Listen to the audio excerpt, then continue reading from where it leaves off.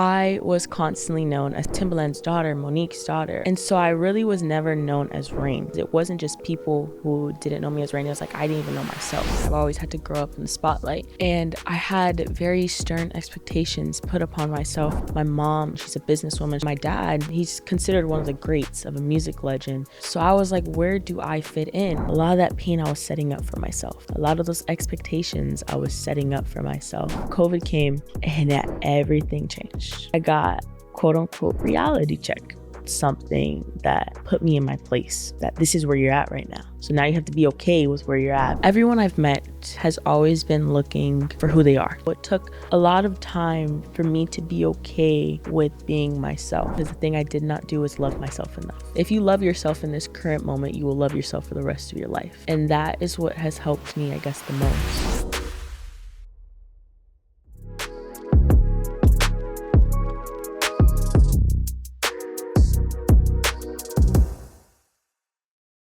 Hi everyone, welcome back to another episode of Rain Check. I'm your host, Rain Mosley. Today's a little different. Just wanted to be very down to earth, very just us, mutual relationships, anything you're going through. We're going to talk about a very common topic, which is expectations versus reality.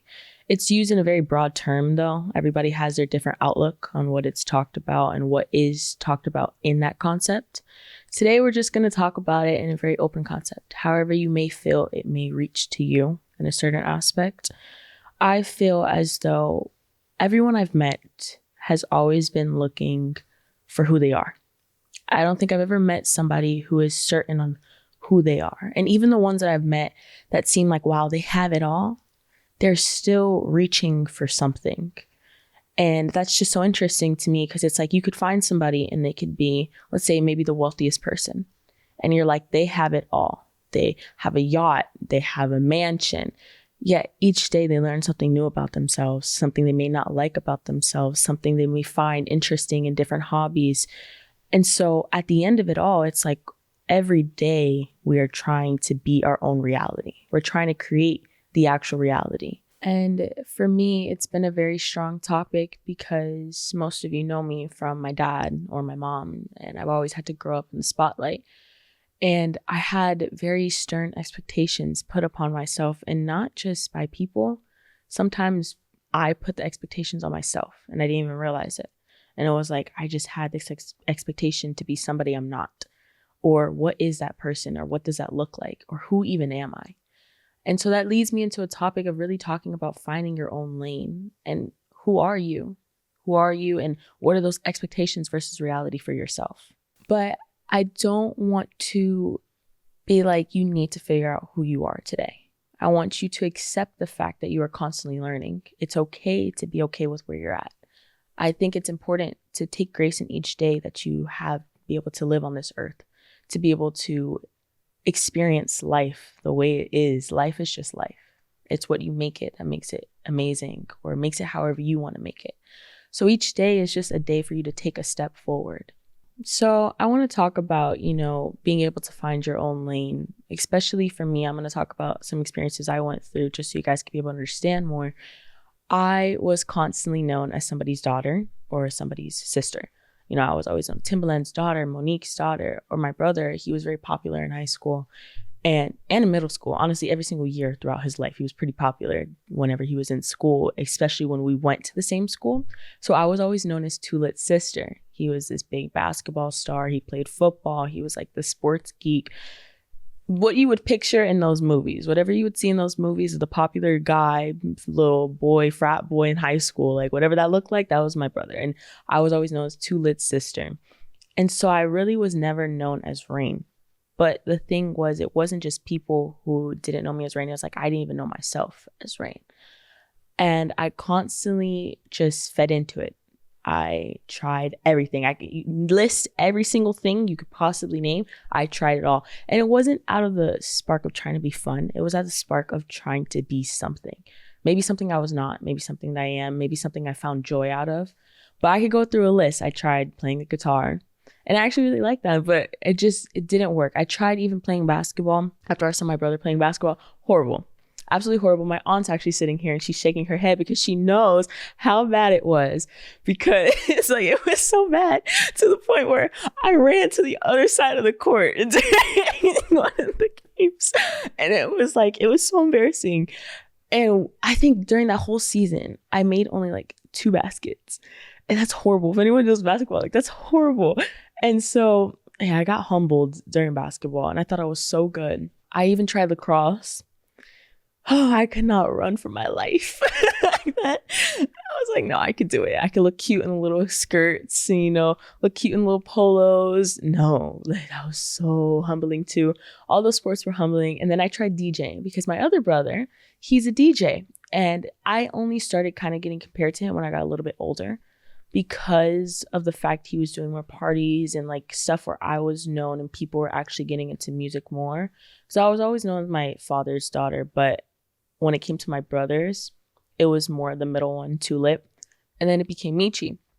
And I was like, wow, I kind of like being compared to him though, because I could maybe probably do this. I'm really musically intellectual. And I was like, wow, I'm going to try DJing.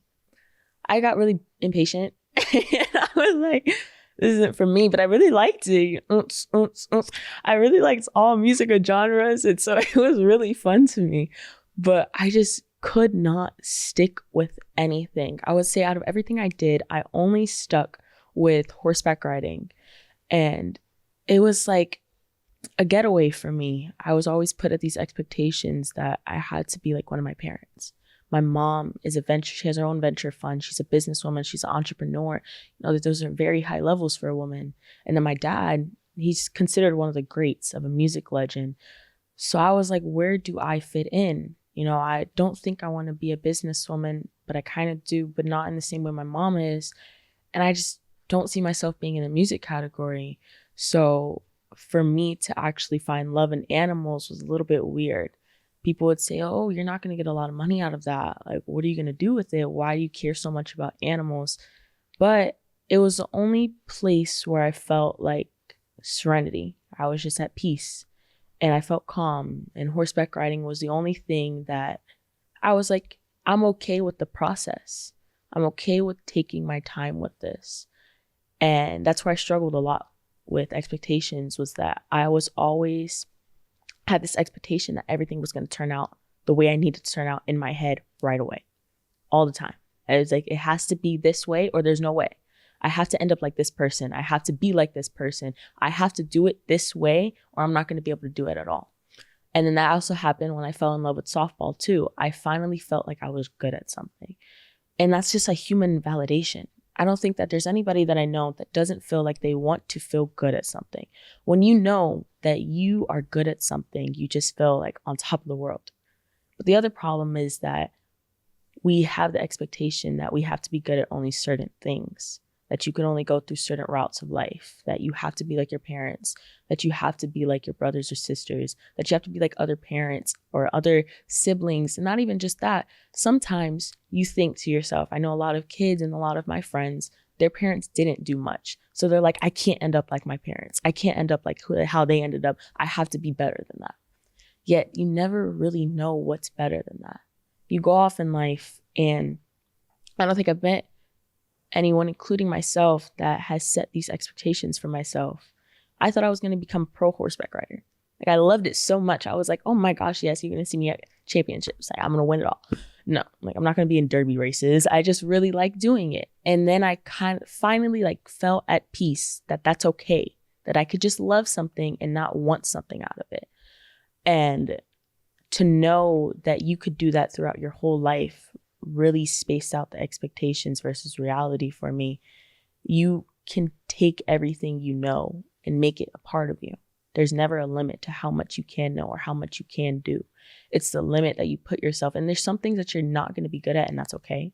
I would say for me, it was really hard though to be okay with the path of life, because I still am trying to figure out who I am.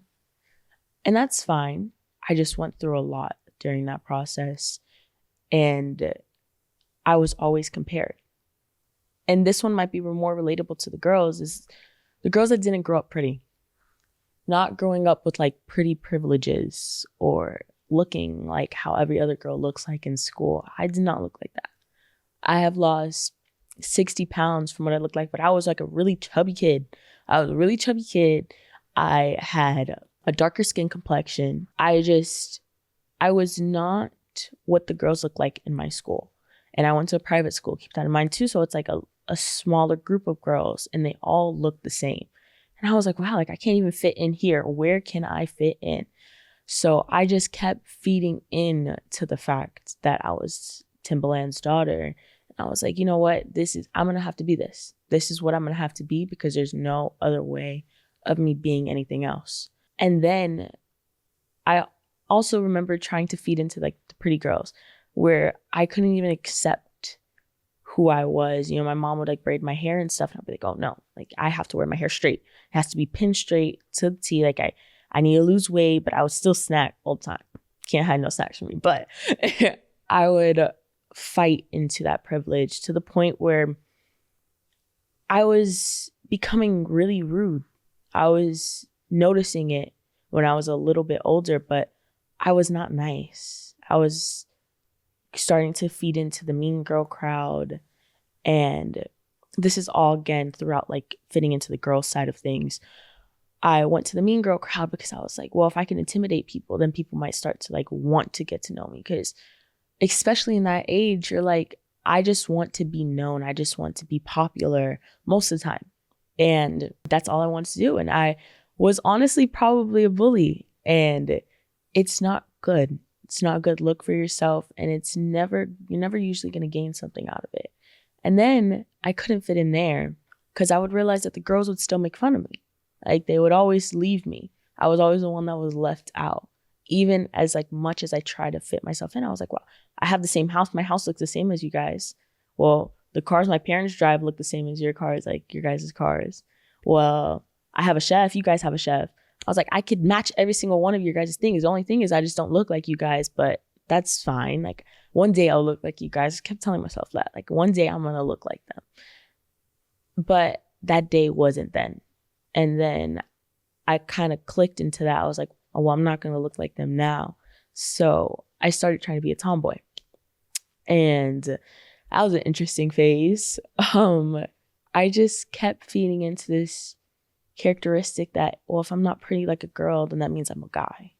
I have to be very rough on the edges. I have to be very bulky. I have to wear baggy clothes. I have to fit into this stereotype of, you know what, let me just be more tough. Let me be like the cool person, the one that all the guys hang around so I can have friends or something.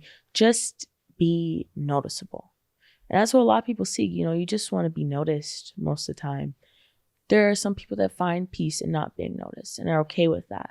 But it sometimes takes time for other people. And I was one of those other people. It took a lot of time for me to be okay with just being myself. And for me, you know, I'm still figuring that out. I'm still figuring out who I am, like I said. So as I was talking about, you know, growing up in a private school and all the girls and fitting into all these characteristics, I think the biggest thing that probably did affect me and that affects a lot of people in general, and probably even you watching, is the environment that you grow up in. For me, I grew up in Miami. And that is like, you see Miami, like, welcome to Miami. You see the Miami, you're like, wow, like party town. It's really nice. It's very stereotypical, I would say. And it was kind of hard growing up because everybody grew up so fast. I really never felt like I could be a kid. And that really pushed into like finding my own path of life, is that I didn't know what a child's life looked like, because I was just like, wow, by the age of, I don't know, maybe 11, drinking already. By the age of 13, smoking, vaping. I remember one time, one of my friends when I was in school, and this is like 5th grade, Jewels were a very big thing in Miami. Everybody had a jewel. I did not. I couldn't do it. Like, as much as I wanted to fit in with everybody, I couldn't do it. And I remember getting called like a goody two shoes from her. And I guess she had put it in my backpack. And my dad went through my suitcase. My parents were divorced at the time. He went through my stuff and he found it. And whew, oh my gosh, I've never gotten in so much trouble. And I was like, it's not mine. I was like, it's not mine. And he was like, so why is it in your backpack? Like, it was so bad. Oh my gosh. But that just adds on to the fact that it was like so many things that you wouldn't expect to happen do happen here. By the ripe age of 13, people were already getting arrested, having major house parties. And, you know, I think it leads into that parents were more lenient with their kids. I see here, especially going to private schools. And for me, like the first private school I went to, it wasn't a religious private school. And I don't know if that matters to any sort of manner, but you were a little bit more free to do a lot more of what you wanted to do. And I definitely saw it, especially with my brother. The friends he had, and some of them were his friends, like the friends he didn't have, but he just knew and they wanted to be friends with him. They were doing hardcore drugs by the age of 15. And that's a lot for like a kid to take in. And it's a lot for you to maneuver. Is this what I'm going to get myself into? Or am I going to go the other way? And then on top of that, you start looking older too. It's like this Miami air, I don't know, but you start looking a certain way and you start dressing a certain way. And a lot of people, especially where I grew up, they had money. So I was like, wow, everybody looks so grown and does so many grown things at such a young age. So I need to grow up too. I need to grow up faster. I need to look a certain way. I need to be this person. I didn't even know what I needed to be. I just needed to be it soon, fast. And it hurt me. It hurt me a lot because I could not be that person. So I just started fitting into every single stereotype. But it's just like this coping mechanism. And it happens a lot. Especially when I was in Miami, it's like you have to fit in a certain category where I grew up, or else you're just not going to fit in. And you're going to be considered a weirdo, a lame person. I always remember kind of admiring, though, the people that weren't popular or that got good grades and just focused on school, and like that's all you would hear about them. You would never hear any drama about them. However, you would always hear the mean comments. Like my friends would be talking bad about them. Like, oh, like they're so weird. Why would anyone want to hang out with them? Yet those were the people that like I saw and I looked at and I was like, I kind of want to be them. They didn't care. They didn't care what anyone said. All they did was go to school and focus on school, which is what you're supposed to do. You're just supposed to focus on school. You're going to school to learn. That's it. And they would go to school. They would have their really close friends to them. And those would be their friends for like the next 4 years. And me, on the other hand, I couldn't contain the same friends for like almost ever. I couldn't contain the same friends. I would have like a different group of friends every single year, all throughout middle school, all throughout elementary school. I would just have different groups of friends and I can never keep friends by. And I was just going through so many phases that the phases kept changing and the friends kept changing and everything would be different. So it was really hard for me to look at and like admire the ones that would be called weirdos. And I was like, wow, but like I kind of want to be that. And I would say I kind of got hit with reality. Not sixth grade. Sixth grade, I switched to a private school. I went to a Christian school. And then seventh grade, COVID came. And well, it was still a private school, but it was a private Christian school. And in seventh grade, COVID came and everything changed. Everything changed. And I got a quote unquote reality check. Whatever that can mean to somebody, whatever that you feel like resonates with you. But for me, that was a reality check because I got hit with something that kind of put me in my place of that. This is where you're at right now. So now you have to be okay with where you're at because you kind of put yourself here. I put myself at the predicament and the rest of it was just life, and it affected me. And that's okay. Sometimes life affects you. You can allow yourself to feel emotions. I didn't want to allow myself to feel emotions. So when 7th grade came, I got depression, and it was really bad. I went through an ED, and I was stuck in my room for a while, and I was just like, nobody understands me. Like, nobody can understand where I'm coming from. I don't even know who to talk to. I don't even have friends. And I went through this, and it was like when guys were having hormones and stuff.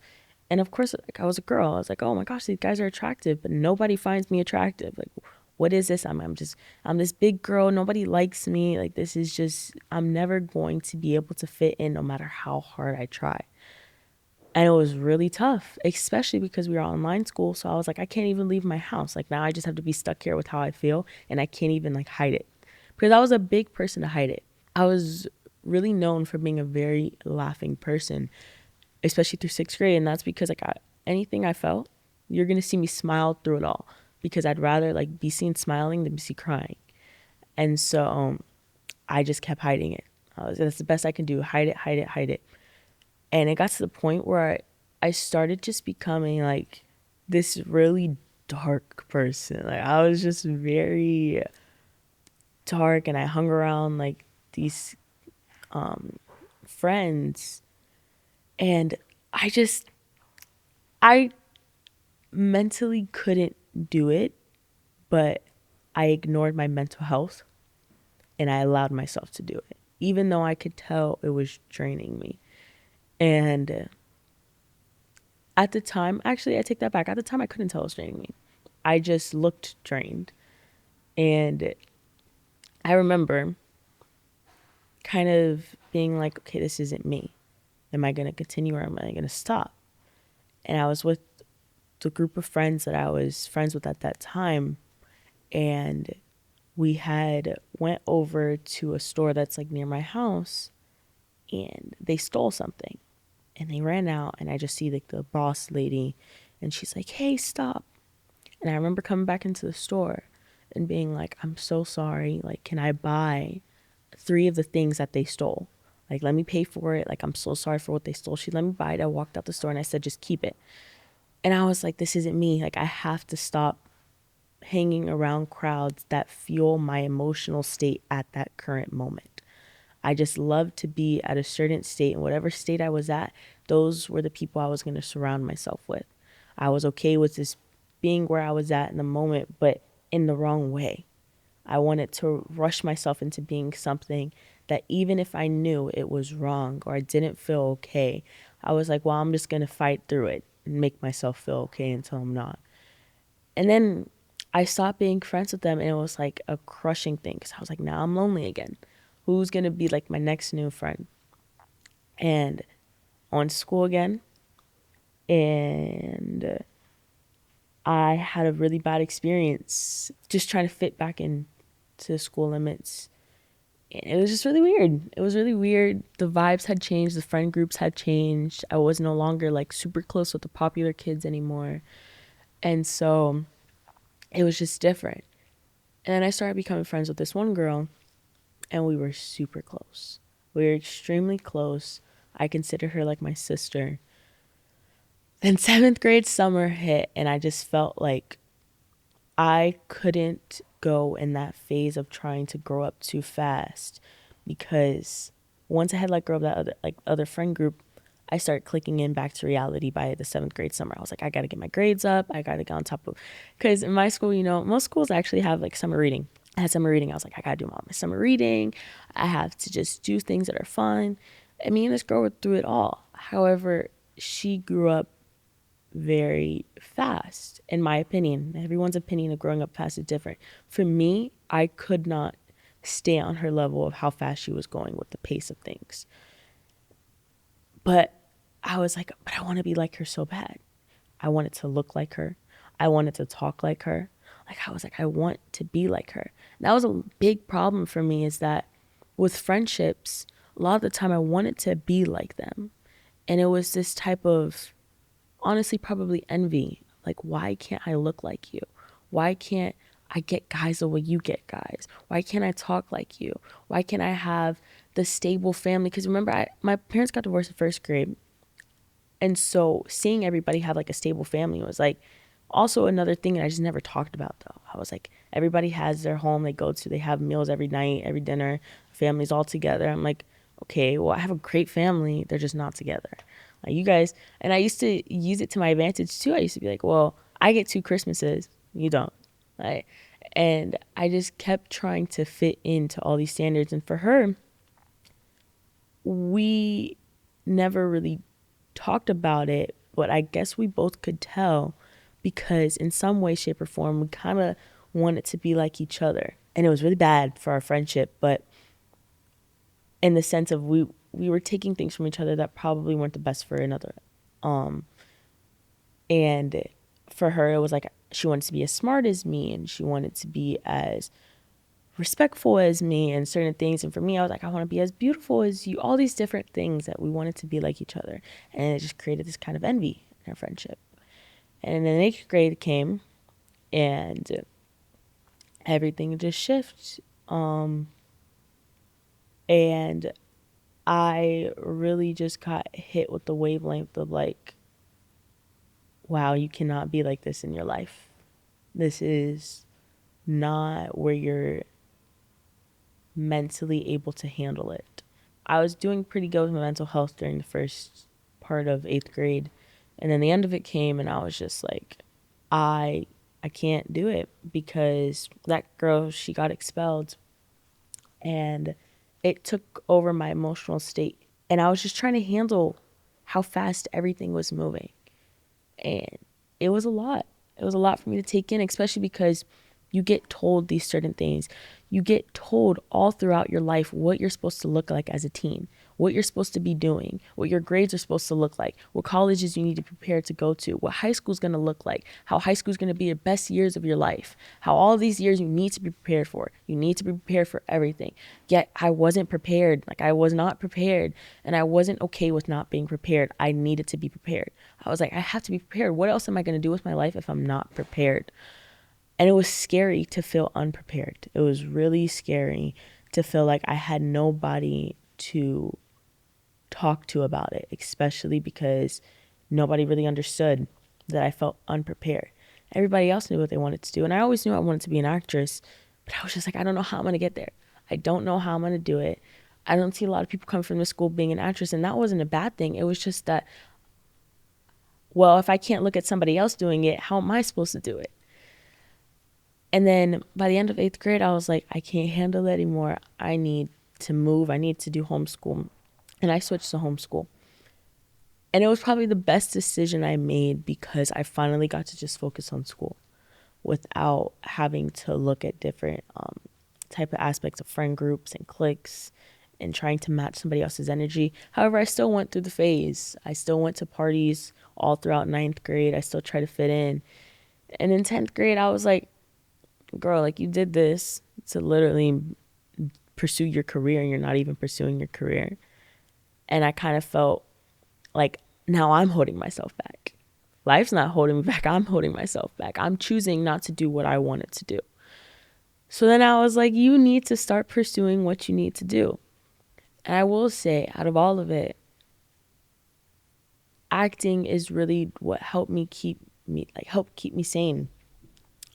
And I started pursuing it and it's been great for me.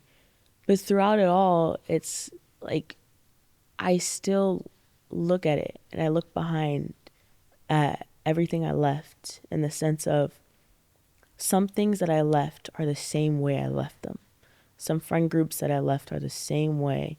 Some mean girl groups that I left are the same way. Some things never change and some things change only because you try to change them. And it was hard for me to learn that like I can't expect life to change on its own. Certain things you need to change and it could be just yourself. And certain things you need to allow life to progress and change itself. Certain things are just going to happen on its own naturally. And that's okay. Certain things you're just not always going to be in control of. And I hated not being in control. I was always like a control freak. I wanted to be in control of everything. It was my way or no way at all. Like it had to be my way. But I never looked at it as like, well, if it's not my way, what's the worst that's going to happen? What if it's just like, it's just a way of life?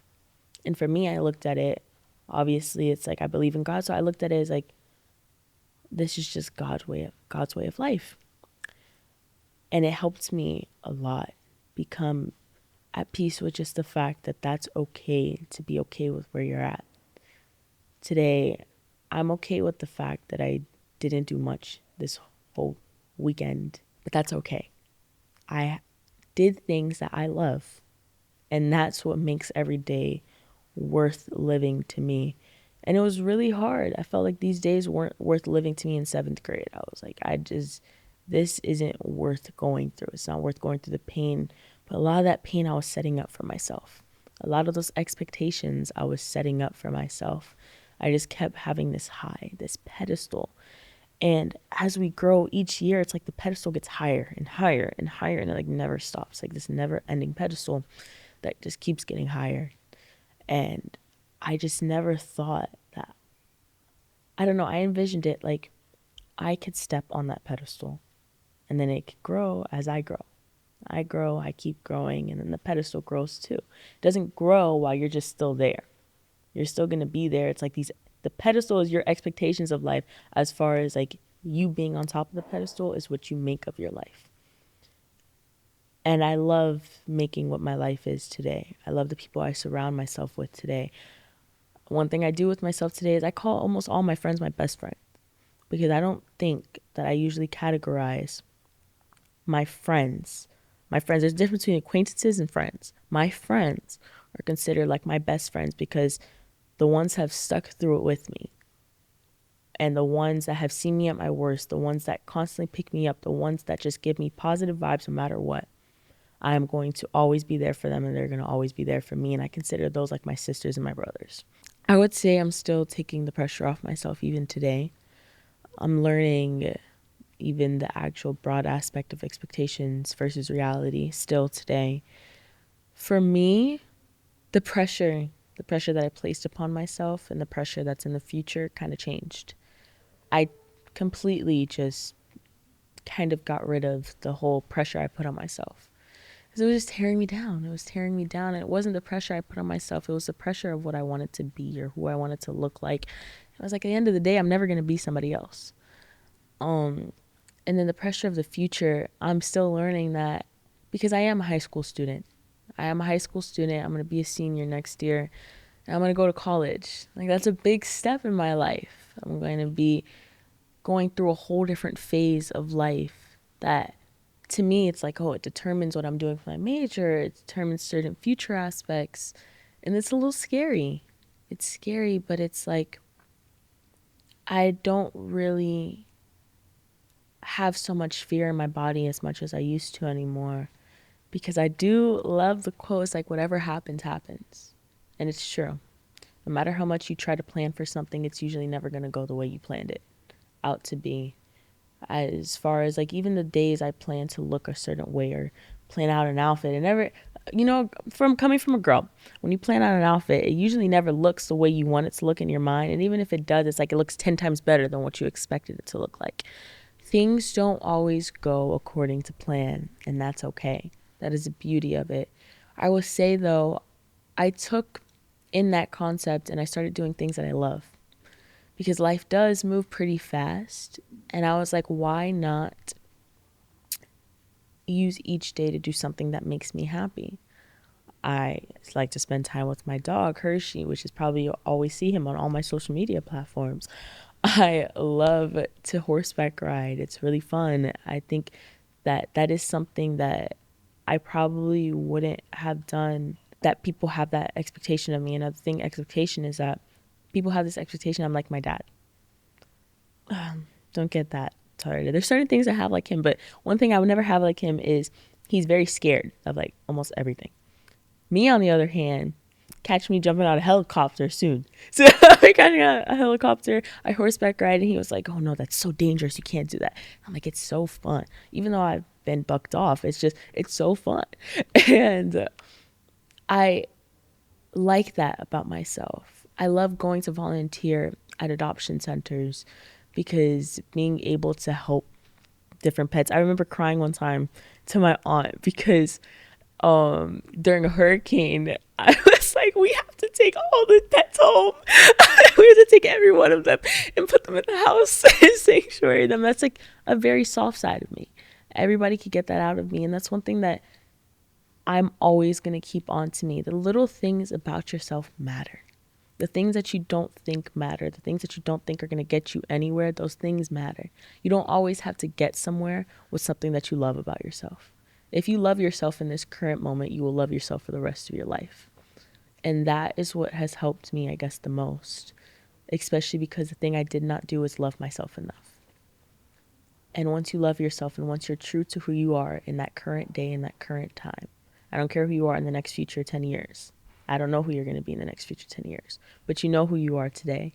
And as long as you're true to that, that is what's going to make you you. Thank you for being so vulnerable and for listening about this episode of Expectations versus Reality. And I hope you know your expectations and reality are whatever you make them. It's not what somebody else makes it for you. And I'll see you on the next episode of Rain Check. Love you.